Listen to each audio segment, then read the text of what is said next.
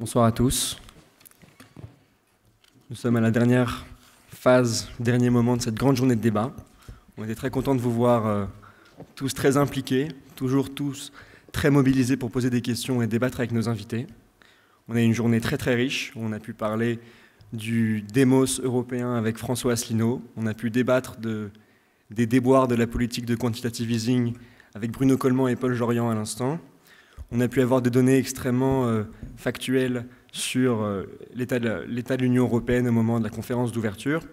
On a également eu des données très précises et très intéressantes de la part de la représentante de la Commission européenne en France au moment de la deuxième table ronde, et vous avez toujours été très actifs pour participer, donc on vous remercie pour votre engagement à nos côtés tout au long de cette journée.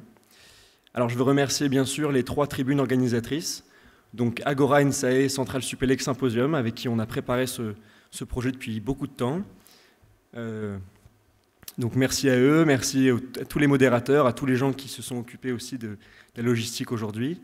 Merci également à la technique, à l'audiovisuel qui était là pour nous toute la journée, à HEC, aux 3 écoles qui nous ont supportés, et bien sûr à nos sponsors que je ne citerai pas à nouveau parce que la liste est longue et vous pouvez les voir juste derrière moi. Alors je rappelle juste la philosophie de cette grande journée de débat, c'était l'occasion de porter au plus près des étudiants le débat, à l'heure où le taux d'abstention aux élections européennes en 2014 était de 58% dans la population totale, de 73% pour les 18-35 ans, donc particulièrement élevé pour notre génération. Et nous avons pris nos responsabilités en tant que tribunal de 3 écoles en organisant cette journée-là. Et on espère qu'elle pourra vous porter, vous mobiliser dans le débat et à aller voter en mai prochain. Donc, je vais laisser maintenant la parole à Jacques Attali. Jacques Attali, d'ailleurs, Monsieur Attali, je voudrais vous remercier chaleureusement d'avoir accepté notre invitation et de prononcer cette conférence de clôture. Comme je le disais tout à l'heure, nous vous avons reçu il y a 2 ans et un introducteur s'était risqué à vous présenter. Je ne ferai pas la même erreur du fait des nombreuses inexactitudes que je risquerais de commettre. Je pense que vous êtes un personnage public et que la plupart des gens dans cette salle vous connaissent. Donc je vais vous laisser prononcer ces mots de clôture.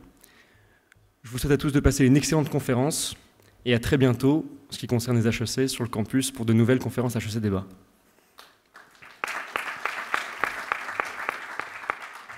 Merci beaucoup. On se quittera à 22h parce que j'ai un autre rendez-vous. Et puis là, je vois que la journée a été longue. Et le vide de la salle indique bien que vous êtes un peu épuisés. Mais merci à ceux qui sont là, d'être là encore. Donc, je sais que vous avez entendu parler d'Europe toute la journée, donc je vais en dire quelques mots. Et puis l'important, je crois, c'est surtout qu'on puisse bavarder. L'enjeu aujourd'hui reste à la fois très technique et très stratégique aussi. Il est très technique parce que vous avez entendu parler de différents sujets. Il y a la question de savoir comment on va compléter l'euro, de savoir comment on va ou pas organiser le Brexit, de savoir si on va avoir la possibilité de modifier la politique de la concurrence, s'il y aura d'autres membres dans l'Union, s'il y aura des politiques à géométrie variable, toute une série de sujets divers qui font l'actualité de l'Europe en permanence. Mais je crois qu'il est important de le remettre dans une perspective plus vaste. Et comme vous avez, pour l'essentiel, un âge qui fait qu'en 2050, vous serez encore aux affaires, il est important de voir comment l'Europe se situe dans le grand enjeu stratégique mondial et de savoir ce qui est le mieux pour ses habitants, et en particulier pour les Français, d'une Europe plus intégrée ou d'une Europe moins intégrée ou d'une disparition de l'Europe. Avant d'en venir là, je dirais d'abord que le défaisance de l'Europe n'est pas une hypothèse invraisemblable.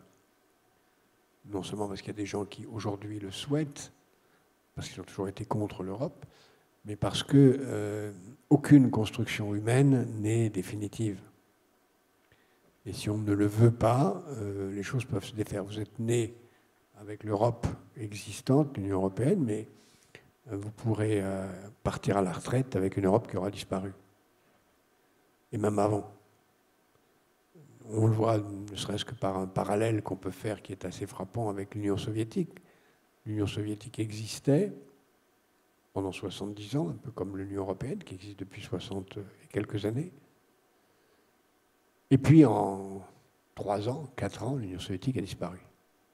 On peut même aller plus loin dans le parallèle et dire que l'Union soviétique a disparu parce que elle a commencé à vouloir plus de démocratie, parce qu'elle a commencé à vouloir donner plus de pouvoir à ses électeurs, parce que un pays membre de l'Union soviétique, l'Ukraine, a voulu sortir, puis les autres ont dit pourquoi pas moi, et elle se défait à toute vitesse. Et aujourd'hui, elle n'est plus qu'un souvenir d'anciennes générations. Même s'il y a des nostalgiques qui, à Moscou et ailleurs, voudraient reconstituer l'Union soviétique.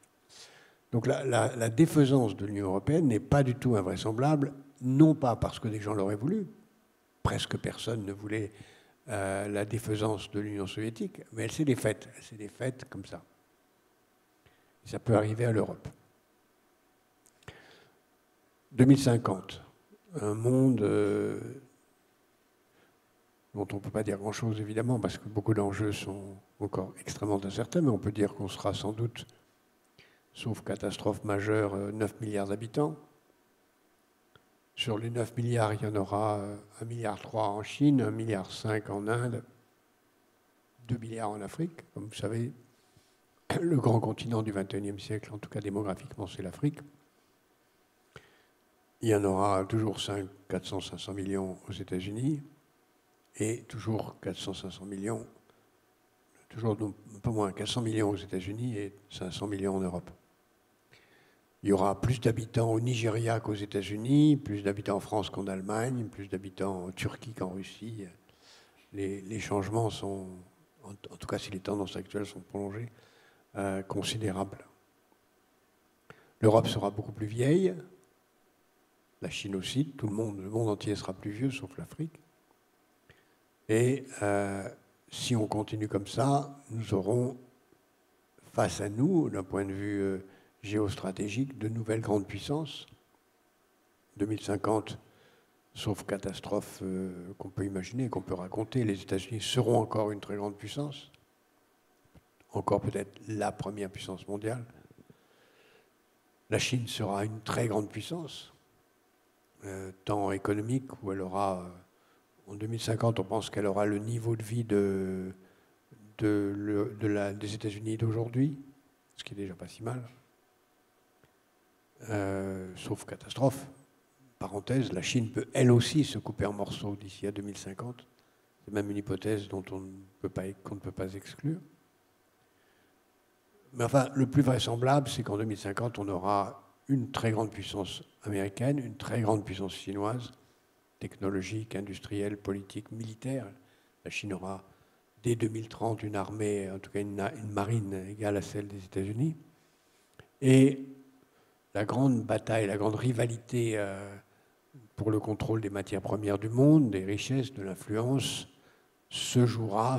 commence déjà à se jouer entre les grandes puissances que sont les États-Unis, la Russie, l'Inde, la Chine. Aujourd'hui, les États-Unis ont choisi comme adversaire la Russie et un peu la Chine, et de plus en plus, l'alliance entre la Russie et la Chine fait que les États-Unis considèrent qu'ils ont un ennemi commun qui est un ennemi conjoint, qui est la Chine et la Russie. Nous, Européens, nous sommes, et nous serons de plus en plus, dans un monde où tout ce qui a construit l'identité du continent européen depuis 1945 aura disparu. Parce qu'au fond, l'Europe s'est construite sous le parapluie américain, qui est arrivé en 1917 et qui n'est jamais parti depuis. Mais aujourd'hui, la distance que prennent les États-Unis à l'égard de l'Europe est de plus en plus grande. Et ce n'est pas lié à M. Trump, c'est une longue histoire profonde qui fait que les États-Unis se retirent, à la fois parce qu'ils deviennent, comme tous les pays, davantage tournés vers eux-mêmes, et parce que s'ils ne sont pas tournés vers eux-mêmes, ils sont davantage tournés vers le Pacifique, qui est le cœur de l'économie mondiale. Et donc, si on regarde les 30 ans qui viennent, on peut penser que nous sommes en train de voir une course à la puissance et à la rivalité entre les États-Unis d'une part et l'ensemble russo-chinois de l'autre. cette course à la puissance les amène à s'affronter de l'autre côté du monde, du côté du Pacifique. Et nous, au milieu, nous sommes oubliés. Je crois que si vous avez une seule chose à retenir de ce que je vais dire ce soir, ou de ce que j'ai commencé à dire, nous sommes seuls. Nous, Européens, nous sommes seuls. Et nous serons de plus en plus seuls. Ce n'est pas M. Trump qui a dit « Nous, les États-Unis, nous allons gouverner le monde depuis l'arrière-garde ». C'est M. Obama qui a dit ça. Et quand on regarde l'histoire américaine, cette évolution est très longue. Les États-Unis se retournent vers eux-mêmes. La Chine elle-même, qui n'est pas une nation à vocation universaliste, dans son histoire bi- ou trimillénaire, la Chine est toujours tournée vers elle-même. Et la recherche de puissance est liée à la sécurité alimentaire et économique de ce pays. Mais nous, Européens, nous n'aurons plus, et nous n'avons déjà presque plus le soutien américain, mais nous n'avons pas non plus notre propre condition de notre sécurité. Et donc, lorsqu'on regarde ce qui est en train de se jouer, pour construire la puissance américaine, ou la conserver, et pour construire la puissance chinoise et l'agrandir, tous les deux vont puiser dans leur force intérieure, mais puiser là où ils pourront. Et l'Europe, de ce point de vue, est un terrain de chasse. Et dans les 20 ans qui viennent, le plus vraisemblable, sauf si l'Europe, d'une façon ou d'une autre, je vais y revenir, crée les conditions de sa propre autonomie, de sa propre défense, nous sommes un terrain de chasse, je dirais, de pillage, d'une part par les États-Unis, d'autre part par l'ensemble russo-chinois. Pillage intellectuel, des talents qui partent là-bas, là ou là-bas. Pillage de nos entreprises qui sont rachetées par les Américains ou par les Chinois. Pillage de nos données qui sont de plus en plus aspirées par les machines gestionnaires de données, qu'il s'agisse des machines américaines ou des machines chinoises qui sont aussi en train d'arriver. Et nous, Européens, nous sommes la région du monde la plus riche, la région du monde la plus civilisée, la plus organisée, la plus affluente, celle où il fait le meilleur vivre en termes de sécurité, de stabilité, de niveau de protection sociale, mais nous sommes ouverts à 80. Nous sommes rien. Et donc, tout naturellement, la convoitise des autres va venir commencer à venir nous piller. Face à ça, les peuples européens peuvent avoir plusieurs réactions. La première réaction, qui est celle qu'on a connue tout au long de l'histoire, c'est de dire, écoutez, nous, Européens, ensemble, on ne fait rien, on n'y arrive pas, il vaut mieux qu'on se défende seul. Retournons à une défense solitaire et on y arrivera mieux tout seul. C'est ce que font les Anglais, qui ont l'illusion de pouvoir s'allier aux États-Unis en nous quittant, mais c'est ce que veulent les Anglais, c'est ce que veulent certains pays d'Europe de l'Est, c'est ce que dit d'une certaine façon, même si c'est plus nuancé que ça, la droite italienne.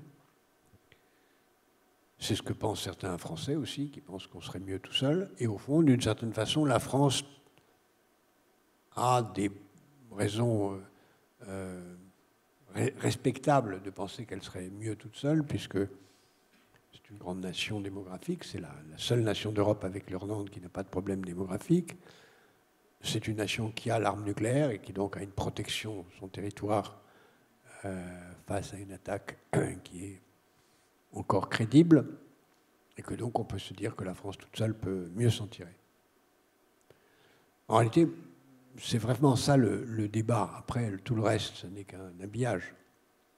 Est-ce que la France seule peut s'en tirer face aux grands enjeux géostratégiques dont je viens de parler, mieux que si elle était rassemblée avec d'autres? Est-ce qu'une petite nation, puisque 70 millions d'habitants, ça sera toujours 1% de la population mondiale ou moins, 60 à 70 millions, est-ce qu'on peut s'en tirer mieux qu'en étant ensemble? Pour ma part, je pense que non. Je pense que l'exemple des petites nations qui s'en tirent bien n'a de sens que s'ils sont des toutes petites nations, ils sont plutôt des villes-États, c'est le cas de Singapour, ou le reste, ce sont des grands ensembles continentaux. Et nous avons besoin d'être un grand ensemble continental pour mettre en commun des moyens de défense. Tout seul, notre budget de défense est de l'ordre de 7% du budget de défense des États-Unis, c'est dérisoire. Nous n'avons pas les moyens de tenir les questions les armements qui seront nécessaires demain, qu'il s'agisse des drones, des armes chimiques, l'intelligence artificielle, la cybersécurité, le biomimétisme, enfin tout ce qui est en train d'arriver en termes d'armement et de technologie. Tout seul, nous n'y arriverons pas. Nous n'avons pas le moyen de construire une industrie autonome en matière de protection de nos données. L'idée de protéger nos données tout seul n'a pas de sens. Donc nous avons besoin d'un vaste espace, d'une mise en commun. On pourrait imaginer un autre espace que l'espace européen, qui a du sens aussi, qui est l'espace francophone. Après tout, nous allons être 700 millions potentiellement de francophones, mais le niveau, et c'est très important, je crois très utile pour la France de développer la francophonie et même de l'intégrer comme on a intégré l'Union européenne, mais malgré tout, l'écart de niveau de vie entre les différentes parties de la francophonie et le niveau global de richesse de la francophonie n'est pas à la hauteur des enjeux de richesse nécessaires pour avoir l'armement et l'industrie et la recherche et l'innovation dans tous les domaines qui viennent aujourd'hui. Question, comment on fait? C'est très difficile et a priori c'est presque impossible puisque l'Europe, ce n'est pas seulement un avion sans pilote, c'est un avion sans pilote et sans cabine de pilotage. Nous sommes dans un avion sans cabine de pilotage, en vol. Et donc il nous faut continuer à construire la cabine de pilotage et y mettre progressivement un pilote. Sans refaire l'histoire, c'était plutôt bien parti dans les années 80, puisque la constitution de l'idée était de faire, à partir d'un marché commun, un marché unique. Le marché unique entraînait la nécessité d'une monnaie unique, qui entraînait la nécessité d'un budget fédéral, et donc, puisque une monnaie sans budget, ça n'a pas de viabilité, et qui dit budget dit Parlement et donc gouvernement commun. C'était ça la logique. Logique qui a été poursuivie jusqu'au traité de Maastricht, mais qui a été bouleversée par la chute du mur. D'un point de vue, même si on peut trouver quelques raisons tout à fait souhaitables à la chute du mur de Berlin, et en tout cas à l'effondrement de l'Union soviétique dont je parlais tout à l'heure, l'effondrement de l'Union soviétique avant que l'Europe soit devenue une entité politique a été un désastre pour la construction européenne, puisqu'on a dû s'élargir, pays d'Europe de l'Est, avant d'approfondir. Et le grand débat entre élargissement et approfondissement a été balayé, puisque les adversaires même de la construction de l'Europe comme une entité politique ont poussé à un élargissement rapide, c'est le cas des Américains en particulier, de façon à rendre impossible la création d'une entité politique européenne. Nous en sommes là aujourd'hui, on ne peut pas y revenir, nous sommes 27, 28 ou 27, on saura ça dans quelques semaines. Enfin, nous sommes 27, et il faut faire avec. D'abord, il faut sortir de ce fantasme selon lequel l'Europe n'est pas populaire chez les Européens. Il n'y a aucun pays d'Europe où la sortie de l'Europe dépasse 40%. Aucun. Celui où il est le plus élevé, c'est l'Italie, et il est à 40 et quelques pourcents. Il n'y a aucun pays membre de l'euro qui a envie d'en sortir, aucun. Il y a aujourd'hui 7 pays officiellement candidats à rentrer dans l'Union européenne, et vous avez des pays qui sont dans les 27 qui ne sont pas dans l'euro et qui veulent y entrer. Donc il y a pléthore de gens pour rentrer dans l'Europe, personne ne veut en sortir, et celui qui est en train d'essayer d'en sortir se rend compte de ce que ça signifie comme difficulté. Donc nous avons une Europe qui a plutôt envie de continuer, mais une très grande difficulté pour continuer, puisque nous sommes très nombreux, beaucoup de décisions doivent être prises à l'unanimité, et que c'est extrêmement compliqué à faire. C'est ça le chemin dans lequel nous sommes. Et dans le moment où nous sommes, c'est plutôt un moment de savoir si on va aller vers une dérive défaisance, qui est ce que va montrer la campagne européenne prochaine, ou vers un maintien au moins et un renforcement. c'est le grand débat entre ce qu'on appelle les populistes ou les souverainistes et ceux qui veulent davantage d'Europe. Il faut d'abord faire attention à ce débat. Quand on regarde les sondages actuels, on voit par exemple un sondage ce matin qui donne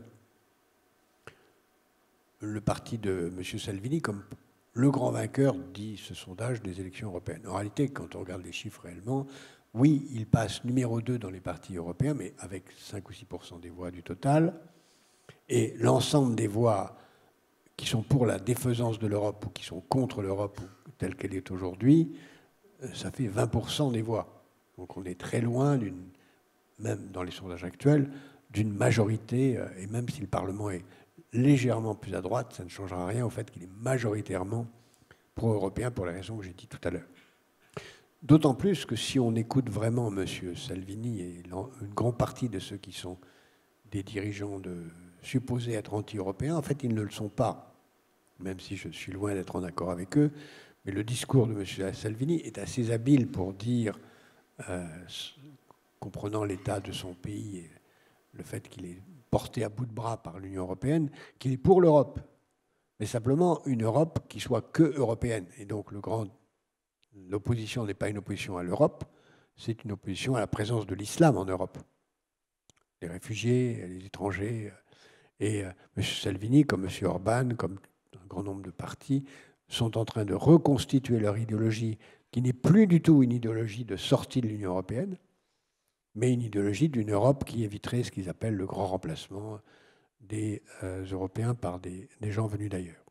Question d'ailleurs particulièrement difficile, puisque les statistiques officielles des Nations Unies disent qu'en 2050, il manquera, alors le chiffre est tellement précis qu'il est un peu absurde, il manquera 49 millions d'Européens en âge de travailler pour remplacer ceux qui partent à la retraite. C'est beaucoup trop précis pour avoir du sens, mais il est clair qu'avec le taux de natalité d'aujourd'hui, dont je parlais tout à l'heure, l'Europe va manquer de bras, ou de cerveau plutôt, pour maintenir son niveau de vie. Et que donc il y a un problème soit de politique de natalité, soit d'allongement de l'âge de la retraite, ce qui est vraisemblable. Après tout, quand on vit beaucoup plus âgé, il est normal qu'on travaille plus longtemps, surtout quand on aime son travail, et aussi certainement d'entrée d'autres personnes en Europe. C'est ça un des grands débats. Et à mon avis, contrairement à ce qu'on croit, il y a beaucoup moins de gens qu'on pense qui sont pour une fin de l'Europe. Il y a beaucoup plus de gens qu'on pense qui sont pour une Europe chrétienne, blanche, même si aujourd'hui on ne le dit pas aussi ouvertement que le dit M. Salvini. Donc le vrai débat est autour de cette question de la migration, c'est-à-dire du rapport de l'Europe au reste du monde. Cette question d'ailleurs va pousser un peu tout le monde, y compris ceux qui sont supposés être populistes, mais qui sont en fait pour une Europe sans migrants, à aller progressivement vers l'idée d'une armée européenne, et qui, à mon avis, est la prochaine étape de la construction européenne. Si nous sommes abandonnés par les Américains, ce qui, à mon avis, est vraisemblable, est pratiquement déjà là. C'est d'ailleurs pourquoi les Polonais font tellement d'efforts pour que les Américains mettent des bases en Pologne pour s'assurer que les Américains restent là. Mais si les Américains se retirent, si les Européens prennent conscience qu'aucun soldat américain ne viendra mourir pour défendre le territoire européen, plus jamais, aucun soldat américain ne viendra mourir sur le sol européen, à la différence de ce qu'ils ont fait et pour lesquels on peut leur avoir une très grande gratitude pendant un siècle. Il va bien falloir qu'on se prenne en main nous-mêmes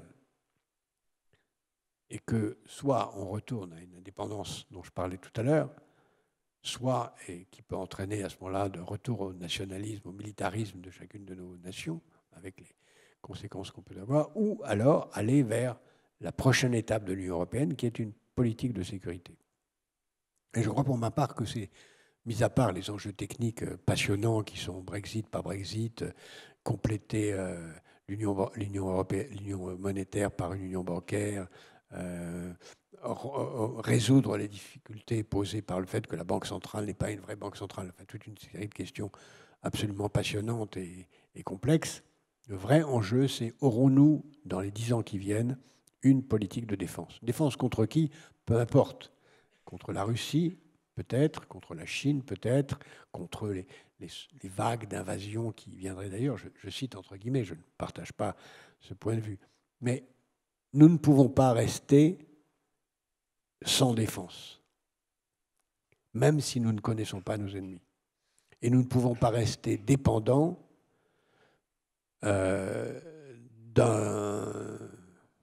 quelqu'un qui viendrait nous protéger, mais qui ne viendra plus. Mais pour l'instant, cette perception n'est pas encore là. Les Américains veulent encore avoir leur mot à dire dans les affaires européennes, sans que personne, ni aux États-Unis ni en Europe, n'ose vraiment dire la vérité, à savoir, ils ne sont plus là. Et donc la grande question qui se pose, peut-être pas dès les élections prochaines, mais tout de suite après, c'est comment faire pour se doter progressivement d'une armée européenne. Il faudra certainement commencer par des Coast Guards, continuer par renforcer l'embryon d'armée européenne que nous avons, qui est une armée plutôt franco-allemande, faire ce que les Américains, ce qui a été esquissé, mais qui n'est absolument pas du tout fait à l'échelon nécessaire, de la politique de défense, un détour vers la politique industrielle. Les Américains sont supposés être un pays libéral et ne pas avoir de politique industrielle. En réalité, les États-Unis ont une politique industrielle extrêmement dirigiste qui est orientée par le ministère de la Défense, qui, par le biais d'une branche de ce ministère qu'on appelle la DARPA, je ne sais pas si vous le connaissez, mais si vous ne le connaissez pas, vous devriez le connaître. La DARPA est une branche du ministère de la Défense américain qui finance les technologies d'avant-garde depuis 40 ans, et ce n'est pas du tout secret, il y a un site internet de la DARPA, et qui est en fait, sous couvert de financer des technologies militaires, finance des technologies de pointe qui sont les technologies de l'industrie en général. Et la Silicon Valley, comme ce qui se passe du côté de la côte Est à Boston, sont pour l'essentiel financés dans la recherche de pointe par le ministère de la Défense américain. Il est fondamental que nous ayons la même chose en Europe. Donc la première étape, la prochaine brique d'une construction européenne, c'est la constitution d'une DARPA européenne dotée d'un budget significatif. Ça a déjà été proposé, je ne dis pas de choses très nouvelles, ça a déjà été proposé par les uns et les autres. C'est fondamental que de se doter de ce moyen d'avoir un outil. Est-ce qu'après, on sera capable d'aller plus loin? En toute logique, non, parce qu'il n'y a pas de précédent historique. Ou plus exactement, il n'y en a qu'un seul. Toutes les nations ont été constituées. Je ne regarde pas l'heure, mais il faudrait peut-être... Quelle heure est-il? Ouais, je vais m'arrêter dans 3 minutes et vous laisser poser des questions. Toutes les nations dans l'histoire humaine ont été construites par un conquérant, soit un colonisateur ou un conquérant extérieur. Et créer une unité entre des peuples sans conquérant extérieur ou intérieur, que ce soit Napoléon ou Hitler ont essayé, mais ou Charlemagne, sans conquérant, c'est très difficile. Il n'y a qu'un seul exemple historique d'une nation qui s'est constituée, comme on dit en anglais, bottom-up, du bas par le haut, c'est la Suisse, où des petits villages sentant une menace extérieure qui venait de l'Empire romain germanique, se sont unis et ont créé progressivement leur unité. Seulement, le progressivement, ça a pris 5 siècles, entre le XIIIe et le XVIIIe siècle. Nous n'avons pas 5 siècles devant nous pour construire l'Union européenne. Nous avons à faire, en quelques années, ce que les Suisses seuls au monde ont fait en 5 siècles. Si j'avais à vous dire mon pronostic le plus vraisemblable, c'est qu'on n'y arrivera pas. C'est que ça va se défaire. Et que progressivement, la richesse européenne va s'évaporer, que les meilleurs d'entre vous iront vivre aux États-Unis ou en Chine, et que l'Europe restera un terrain de désordre et de musée pour ceux qui voudront voir la gloire passée de ces 2 millénaires. On peut encore l'éviter. Ça supposerait à la fois de maintenir ce qui existe, de comprendre, de prendre conscience très profondément de notre solitude et de faire de notre solitude une arme pour construire notre destin. C'est aussi vrai à l'échelle individuelle. Si chacun d'entre nous, chacun d'entre vous ne réalise pas profondément lui-même sa solitude, le fait que tout dépend de lui, que pour réussir sa vie, il faut se prendre en main soi-même et que, quels que soient les soutiens qu'on a de sa famille, de la société, d'une école, d'un groupe d'amis, si soi-même on ne se prend pas en main, rien n'arrive. Ce qui est vrai pour soi, c'est vrai pour une collectivité humaine, et voilà l'enjeu d'aujourd'hui. Je vous remercie.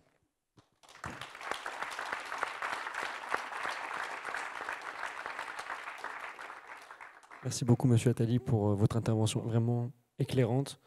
Vu que vous devez partir à 22 h et que pour ceux qui rentrent à Centrale et à l'ENSA, la dernière navette est également à 22 h, on va passer tout de suite aux questions. Alors on finira à -5 pour que la machine...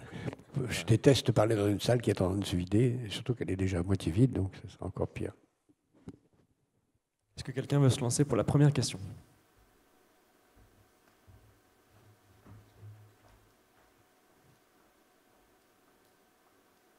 Ceux qui sont au fond pourraient se rapprocher, ça nous ferait un sentiment d'être moins... Voilà.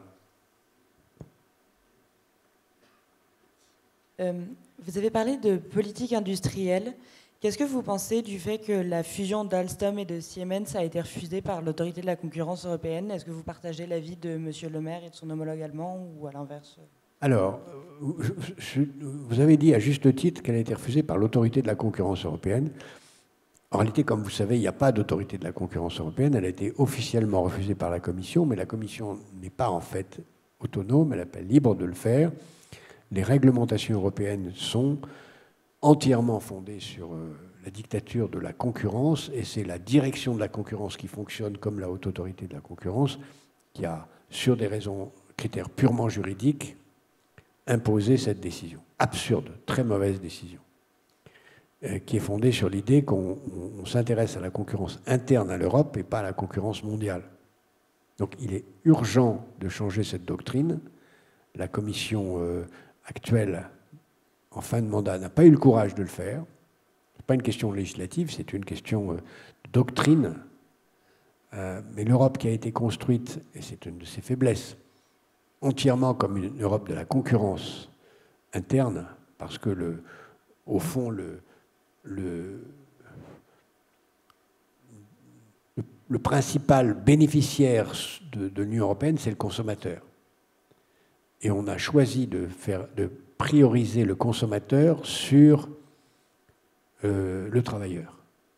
C'est le choix qui a été fait et qui est une erreur monumentale contre laquelle quelques-uns dont je suis se battent depuis très longtemps, mais qui est à la fois à l'avantage des États-Unis. Donc tous les alliés en Europe des États-Unis ont soutenu cette politique pour des raisons aussi idéologiques, la domination de la concurrence, mais en pensant à une concurrence interne qui est suicidaire. Aux États-Unis, il y a 3 ou 4 opérateurs télécoms. En Chine, il y en a 3, il n'y en aura bientôt que 2. En Europe, il y en a 55. Parce qu'il faut maintenir la concurrence dans un pays. Nous en avons 4 en France. 27 pays multipliés par 3, vous avez le nombre dont je viens de parler. Donc, je crois que c'est plus de 60 en Europe. C'est une folie. Il faut à tout prix faire passer la politique industrielle européenne avant la politique de la concurrence. Et ça, c'est certainement un des enjeux majeurs dont la décision Alstom-Siemens est un reflet.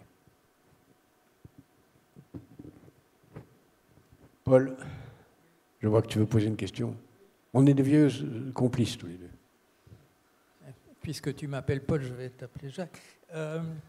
Comment vois-tu une solution au fait que les grosses entreprises, par exemple les GAFA ou les GAFAMI, peuvent véritablement jouer les nations européennes les unes contre les autres, parce que depuis la fondation de l'Europe, parlons du Benelux au départ, parlons de la CECA, du marché commun à 6, il y a un moins-disant fiscal à l'intérieur de certaines nations qui fait qu'il est très facile pour des grandes entreprises de jouer les nations européennes les unes contre les autres. Oui, c'est un des enjeux majeurs qu'on a, c'est de recréer une solidarité, et ça passe par une réforme qui est très difficile à faire passer, qui est la réforme du fait que l'harmonisation fiscale ne doit plus être votée à l'unanimité. évidemment, si on doit aller à l'unanimité, on n'aura jamais l'accord d'Irlande et du Luxembourg. Donc cette loi extrêmement perverse doit changer. Elle ne peut changer que sur la pression des peuples. Mais sinon, l'harmonisation fiscale va jouer vers le bas. L'impôt sur le capital va être le plus bas possible, l'impôt sur le travail le plus haut possible. Et de toute façon, on aura en effet ce qu'on appelle des passagers clandestins du système qui vont continuer à en bénéficier. Il faut changer ça. C'est un des enjeux majeurs des 20 prochaines années. Ce n'est pas facile. Ça suppose aussi un déplafonnement du budget européen, parce que cette concurrence fiscale, elle existe aussi à l'intérieur des États-Unis.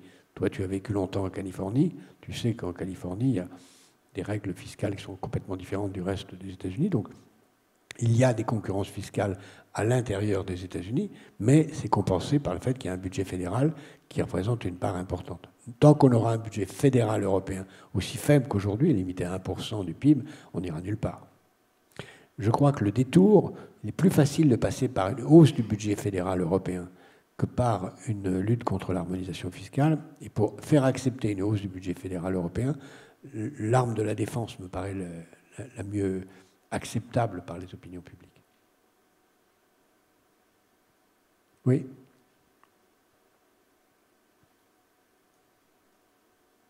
Oui, bonsoir. J'avais une question sur le... Il y a eu un livre en 2014 de Valéry Giscard d'Estaing sur un projet d'Europa, c'est-à-dire un projet qui concentrait l'Europe occidentale, l'Europe avant qu'elle soit élargie, avec un approfondissement au niveau de la fiscalité, un peu pour relancer cette idée d'approfondissement européen. Quand on sait un peu le rôle qu'a eu Valéry Giscard d'Estaing et son expérience des institutions européennes, est-ce que vous pensez que c'est une bonne idée? Et dans vos pronostics, est-ce que vous pensez que c'est jouable? Ou finalement, il y aura toujours un veto de la part des Européens de l'Est? C'est ce que je vous disais tout à l'heure en vous disant, et j'ai été au cœur de cette histoire puisque je l'ai vécu vraiment au centre du pouvoir. Nous avons failli réussir autour des années 88, 86, 88 à créer l'Europe politique. Malheureusement, je le dis malheureusement presque avec ironie, le mur de Berlin est tombé 3 ans trop tôt. Et donc il a fallu sortir de la construction d'une Europe politique et passer à une Europe élargie. Aujourd'hui, on ne peut plus revenir là-dessus. C'est un fait. Ce qu'on peut faire, et ce que je crois qu'il va falloir faire, c'est d'aller plus loin à quelques-uns. En particulier entre les Français et les Allemands. Je pense que le grand mouvement nécessaire demain, c'est d'aller plus vite dans la création d'une DARPA franco-allemande, d'une armée franco-allemande, et en faisant en sorte que les autres nous rejoignent s'ils veulent nous rejoindre. On peut le faire. Il suffit de politiquement le vouloir. Le drame depuis 25 ans en Europe, c'est que l'Europe n'avance bien que quand il y a un dirigeant français fort et un dirigeant allemand fort, et tous les deux pro-européens. Depuis le couple François Mitterrand-Kohl et les couples précédents, qui étaient des couples forts dans leur pays et pro-européens tous les deux, on n'a plus eu ça. Chaque fois qu'il y avait un dirigeant français fort, le dirigeant allemand était faible et réciproquement. Malheureusement, ça a été presque toujours un dirigeant allemand fort et un dirigeant français faible. Et donc, on n'a pas avancé. Aujourd'hui, on se retrouve de nouveau dans la situation où le dirigeant français est plutôt, toute proportion gardée, fort, et le dirigeant allemand faible, puisqu'elle est en fin de mandat. Donc, il faut attendre, une fois de plus, le changement de dirigeant allemand, qui va arriver dans les 2 ans plus tard, en espérant que le dirigeant français reste ou redevienne fort, et que le couple franco-allemand puisse lancer un agenda franco-allemand de défense et sur d'autres enjeux. C'est comme ça que ça passera. Tout en sachant que les Américains vont toujours essayer, non pas d'aider l'Europe à se construire, mais de laisser croire qu'ils sont encore là à quelques-uns. Et je pense en particulier à un acteur qui joue un rôle très important et à mon avis désastreux dans la construction européenne, quelle que soit l'amitié que j'ai pour ce peuple, qui sont les Polonais. La Pologne, qui a une obsession, à mon avis, erronée, mais qu'on peut comprendre pour l'histoire de son antagonisme avec la Russie, a fait tout pour que les États-Unis restent en Europe, pour avoir la protection américaine, et nourrie aussi par l'histoire, n'a pas très envie d'une protection allemande, puisqu'elle sait ce que ça voulait dire dans son histoire qu'une protection allemande, et ne se contentera pas d'une protection française, mais si la relation entre la France et la Pologne depuis des siècles sont excellentes. Donc, une relation de défense franco-allemande est fondamentale, et c'est par là que ça passera, tout en sachant que le jeu entre la Pologne et les États-Unis va être déterminant. N'oubliez pas que la deuxième ville polonaise du monde, c'est Chicago, dont M. Obama était d'ailleurs issu, et que ça explique beaucoup de choses dans la politique américaine. Suivez la filière polonaise aux États-Unis et vous comprendrez une grande partie de l'attitude des États-Unis à l'égard de l'Europe. Oui ? Bonsoir monsieur, merci pour votre intervention. Je me permets de rebondir sur la question qui a été posée juste avant et sur la question qui a été soulevée sur le vote à l'unanimité. Vous avez dit, pour des raisons évidentes, que sur les sujets de fiscalité, c'était très compliqué d'aboutir à une conclusion qui serait favorable à tous, puisqu'il y en avait qui avaient évidemment des intérêts divergents. On peut penser à l'Irlande, par exemple, sur le sujet des GAFA. Comment vous pensez que ce soit possible d'arriver à une concurrence qui soit internationale et non plus simplement européenne, et ça c'est un autre sujet dont vous avez parlé, dans le cas où on aurait un vote qui ne serait plus à l'unanimité, mais qui pourrait être voué à créer des compétitions internes au sein de l'Union européenne s'il était fait à la majorité, par exemple? Je ne vois pas très bien votre question, mais si on arrivait à un vote à la majorité, on pourrait imposer une fiscalité harmonisée vers le haut et non pas une fiscalité harmonisée vers le bas. Mais de toute façon, fiscalité ou pas fiscalité, la clé, c'est dans l'existence d'une industrie. Ça ne sert pas à grand-chose d'avoir une fiscalité harmonisée si vous n'avez pas une industrie pour bénéficier de cette fiscalité. Or, pour avoir une industrie européenne dans le domaine de la gestion des données et de l'intelligence artificielle ou des autres domaines de demain, il faut à tout prix sortir de la politique de concurrence actuelle. Donc il faut à tout prix que la politique industrielle prenne le pas sur la politique de la concurrence. Ça, c'est pas une question d'unanimité, ça peut se décider à la majorité, ça. Le fait de changer la doctrine de l'Union européenne sur les fusions, si on a ce changement, s'il devient facile à Deutsche Telekom et Orange de se fusionner, aux 4 opérateurs français de devenir 2, aux Italiens et aux Espagnols de se marier, ça change tout.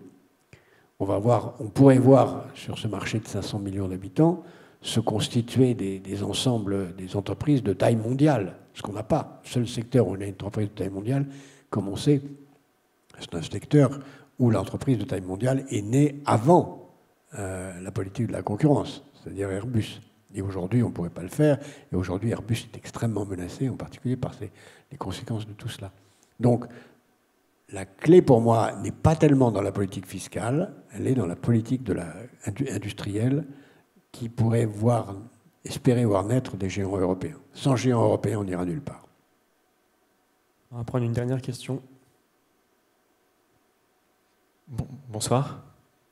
Vous nous avez présenté l'Europe comme étant seule, et à l'inverse, vous nous avez parlé de pays comme la Chine et la Russie capables de former des blocs. Et vous avez aussi semblé a priori les désigner comme des ennemis.